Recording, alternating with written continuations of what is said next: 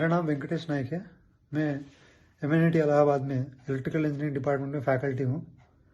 मैं south India से belong करता हूँ, एसटी कैटेगरी को बिलोंग करता हूँ। मैं 2022 में मेरा एसोसिएट प्रोफेसर के लिए मैं एप्लीकेबल था और उसके बाद 2023 में मुझे प्रमोशन नहीं दिया गया है, सिलेक्शन नहीं हुआ। मेरा 76 पॉइंट्स थे, 50 पॉइंट्स चाहिए थे, 76 पॉइंट्स मेरे थे, मुझे रोक दिया गया है। और 2024 में फिर अप्लाई किया था, मुझे शॉर्टलिस्ट नहीं किया। मेरा पीएचडी स्टूडेंट नहीं, मैंने गाइड किया करके मुझे शॉर्टलिस्ट नहीं किया। 2025 में अभी मैंने एप्लीकेशन दिया एसोसिएट के लिए और पूरा फैकल्टी मिलके 12 तारीख को मैंने एप्लीकेशन ऑनलाइन सबमिट किया और 18 तारीख को मैंने हार्ड कॉपी एप्लीकेशन किया सितंबर को। और 15 तारीख को इन्होंने मेरे ऊपर कॉन्स्पिरेसी करते हैं 15 सितंबर। 17 को ऑल फैकल्टी सबमिट करता है कि मेरे ऊपर एक्शन ले लें और 19 को मुझे सस्पेंड करते हैं। और अभी एमएनआईटी वेबसाइट पे देखेंगे तो पूरा डिपार्टमेंट का फैकल्टी का शॉर्टलिस्ट आ गया, इलेक्ट्रिकल इंजीनियरिंग डिपार्टमेंट का अकेले नहीं आया। इसका रीज़न ये है कि मैंने एप्लीकेशन उसमें किया हूँ एसोसिएट प्रोफेसर के लिए और उसमें मेरा भाई एम दिवाकर नाइक, उसका भी एप्लीकेशन है उसमें। दोनों को रोकने के लिए, हम दोनों एसटी है, भाई है, एक माँ का बच्चे हैं हम लोग, और मेरा भाई को मुझे रोकने के लिए जानबूझकर इलेक्ट्रिकल इंजीनियरिंग डिपार्टमेंट का एप्लीकेशन आज तक शॉर्टलिस्ट नहीं किया है और मुझे सस्पेंशन दिखा के मेरा इंटरव्यू रोकने की प्लान किया गया। ये कॉन्स्पिरेसी ऑल फैकल्टी मिलके किया है और डायरेक्टर एमएम गोरे, प्रोफेसर आरएस वर्मा, रजिस्ट्रार अंबक राय, मेरा कागज को उन्होंने बैक डेटेड बनवाया और उन्होंने फोर्जरी किया। और ये सब अट्रॉसिटीज मेरे साथ हो रही है और इस वीडियो को वहां तक पहुंचाइए जहां पे इन लोगों को, सभी लोगों को सजा हो और उन लोगों पर डिसिप्लिनरी एक्शन इनिशिएट हो।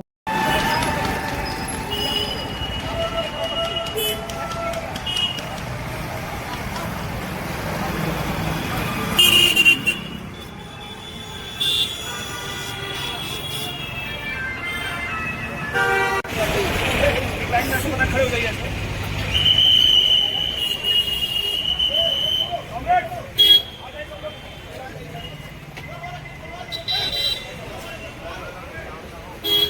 ये वाला आगे वापस लो, वापस लो।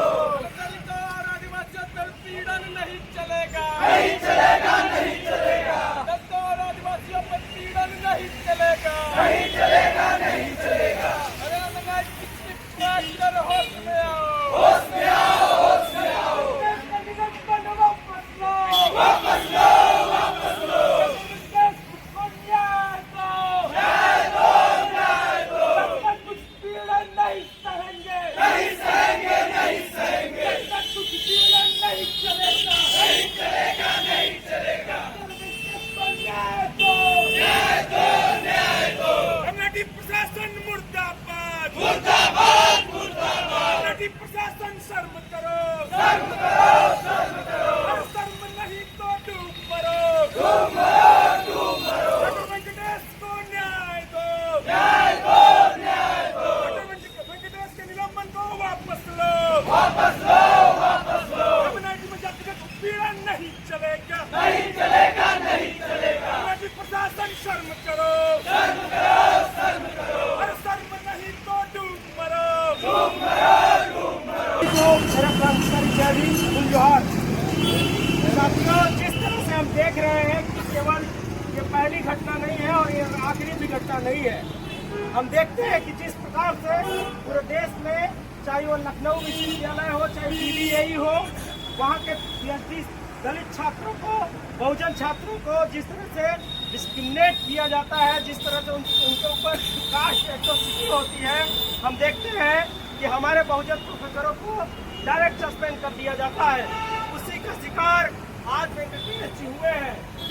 हम देखते हैं कि किस तरह से वेंकटेश जी जब ये सवाल करते हैं, उनके साथ सालों से जब जातिगत उत्पीड़न हो रहा था, ये सवाल करते हैं कि हमको पीएचडी का स्टूडेंट नहीं दिए जा रहे हैं, तो हमारे जो है प्रमोशन में बाधा है। और वहीं सवर सोसाइटी से आने वाले प्रोफेसरों को एक नहीं छात्र को दिए जा रहे थे। जब सवाल है तो उनके जो डिपार्टमेंट है उसके प्रोफेसर मिल करके साजिशन रेजुलेशन लिखते हैं। डायरेक्टर जो इंचार्ज डायरेक्टर होते हैं उनको देते हैं और इंक्वायरी कंडक्ट कराए हुए जांच कमेटी बैठाए हुए डायरेक्ट वो लिखते हैं और उनको आप सवाल जो सवाल पूछ रहे हैं उससे MNIT के प्रशासन की छवि और उसकी जो छवि धूमिल है। साथियों, ये बात अब साफ हो गई है कि MNIT प्रशासन इतना जातिवादी हो चुका है कि वो बहुजन SC ST OBC प्रोफेसरों को पहचान नहीं पा रहा है और डायरेक्ट सस्पेंड कर दे रहा है कि वो किसी इंक्वायरी के किसी जांच के। साथियों, ये बात है और आज हम तमाम जनवादी बहुजन संगठन इसका प्रतिवाद दर्ज कराने इस गेट पे आए हैं और हम MNIT पीछे हुई है ना। और हमारी जैसा कि आप देख रहे हैं देश के शैक्षणिक संस्थानों में जिस प्रकार से बहुजन समाज से आने वाले एक फैकल्टी के ऊपर अन्याय अत्याचार वर्षों से होता आ रहा है, वो मौजूदा शासन अपने सह पर प्रशासन के द्वारा हमारी सीटों पर NFS फिर दोबारा NFS लगाकर उसको जनरल में कन्वर्ट करती है। तो ये जो लड़ाई डॉक्टर वेंकटेश की है, ये लड़ाई केवल डॉक्टर वेंकटेश की नहीं है, ये लड़ाई उस एक सीट की है जो सीट हमारे समाज के लिए अलॉट होनी चाहिए। ये सीट से हमारा प्रतिनिधित्व होता है, इस सीट से हमारा रिप्रेजेंटेटिव बैठता है। क्योंकि हायर एजुकेशन में आप लोग जान रहे हैं हमारे समाज से हायर एजुकेशन लेकर अकेडमिया में पहुँच पाना ही बहुत बड़ा संघर्ष है। तो डॉक्टर वेंकटेश इस लड़ाई को लड़ रहे हैं, उस लड़ाई के साथ बहुजन और तमाम प्रगतिशील छात्र संगठन इलाहाबाद विश्वविद्यालय के और डॉक्टर समाज जो इलाहाबाद का है वो आह्वान किया जाए।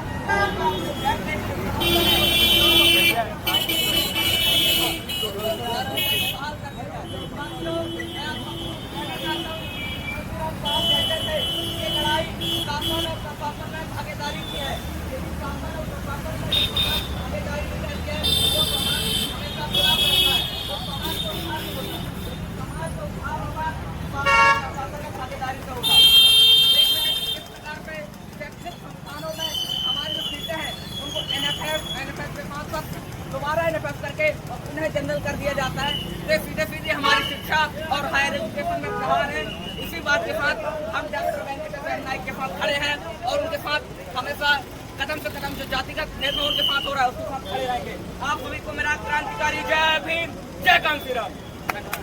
प्रशासन की जैसा कि समझ रहा है कि हम उनके साथ लेटर कॉरेस्पॉन्डिंग करेंगे, तो हम लोग यहाँ पत्राचार करने के लिए नहीं आए हैं। हम लोग यहाँ पर साफ तौर पर एक मैसेज देने के लिए आए हैं कि हमारी एक बात है, एक मांग है कि इनका निलंबन वापस लिया जाए। उसके अलावा अदरवाइज अगर आप कोई भी स्टेटमेंट देंगे हम वो एकदम उसको बेसलेस समझते हैं, उसको मीनलेस समझते हैं, क्योंकि ये पूरी तरीके से कास्ट एट्रोसिटीज का मामला है।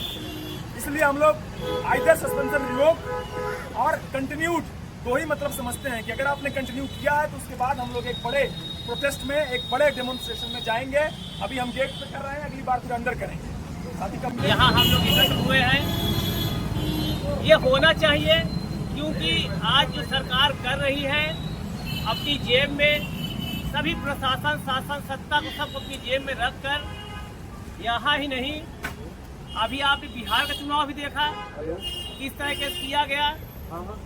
मनमानी लूट हो रही, मनमाने वोट लूटे जा रहे हैं, मनमाने लोगों को पद से हटाया जा रहा है, अपनी मर्जी से हटा रहे हैं। इस पर अपना विचार अच्छा कर नियत अच्छी कर कार्रवाई नहीं करती। वेंकटेश जी को अगर बहाल नहीं किया जाता तो मैं तो ये कहूँगा कि ये यहाँ ये छोटी लड़ाई नहीं होनी चाहिए, ये पूरा भारतवर्ष में दिखना चाहिए। इस लड़ाई को बड़ी लड़ाई करनी है हमें, आपको, और जितने यहाँ लोग आए हुए हैं वो हमें ये आश्वासन दे कि आप कोई भी कार्यक्रम अगर ऐसा होता है सब एकत्र हो, मिलकर लड़ाई लेंगे। डीएम, राज्यपाल हो, मुख्यमंत्री हो, प्रधानमंत्री हो, हमको हर जगह जाना पड़े हम जाएंगे। और लेकिन जो भी लड़ाई हम लड़े शांतिपूर्वक लड़े। हमको ऐसी लड़ाई लड़नी है। देखिए, बाबा साहब ने कलम की लड़ाई लड़ी और आज हमको आज़ादी दी। अगर हम तलवार लेकर लड़ाई लड़ेंगे तो वो जानते हैं खतरनाक दोनों पक्ष के लिए होगा। ये हमारी पक्ष के लिए नहीं, अब पोर्टिस के लिए भी और हमारे लिए भी खतरनाक होगा।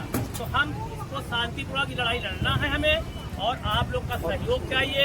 अगर कार्रवाई 5 दिन के अभी कमलेश जी ने तो 5 दिन के अंदर बहाल ना हो तो छठवें दिन हम सब यहीं एकत्र हो और इससे ज्यादा तादाद में एकत्र हो और अंदर चल के ऐसा आंदोलन किया जाए, लेकिन शांतिपूर्ण।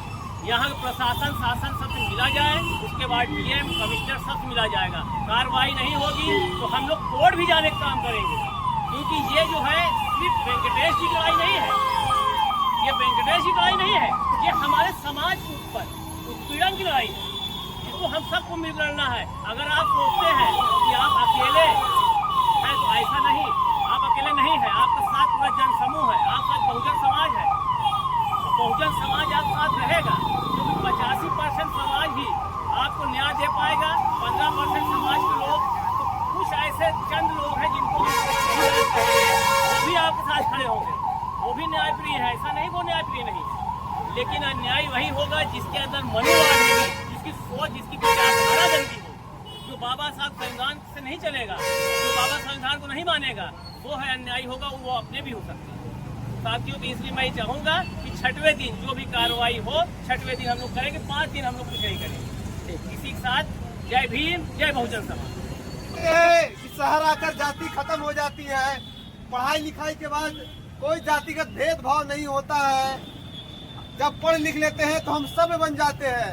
और MNIT Motilal Nehru national institute of technology, जहाँ टेक्नोलॉजी की पढ़ाई होती है, वहाँ भी जाति नंगे रूप में मौजूद है। तो आप ये कैसे कह सकते हैं कि जाति गांव में ही रहती है? जाति अभी तक गई नहीं है, जाति यहाँ दिमागों में आ गई है। आज क्रांतिकारी जय भीम। आज आप देख रहे हैं जिस तरह देश के शैक्षणिक संस्थानों में हमारे लोगों के साथ जातिगत उत्पीड़न हो रहा है, उनको मानसिक उत्पीड़न दिया जा रहा है।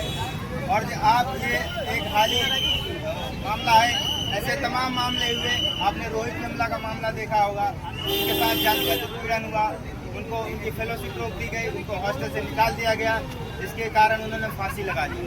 ये एक संस्थागत एक साजिश है।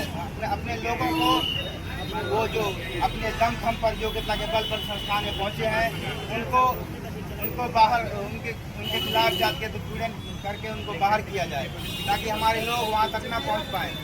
और मैं एक आंकड़ा आपके पास रखना चाहता हूं। केंद्र सरकार ने एक आंकड़ा पेश किया था कि देश के 45 केंद्रीय विश्वविद्यालयों में जो वाइस चांसलर, जिसमें से एक SC वाइस चांसलर है, एक ST वाइस चांसलर है, 7 OBC, ये और कितने 41 34 वाइस चांसलर जनरल हैं। ये तो सीधा हमारे आरक्षण के बेसिक स्ट्रक्चर पर हमला है।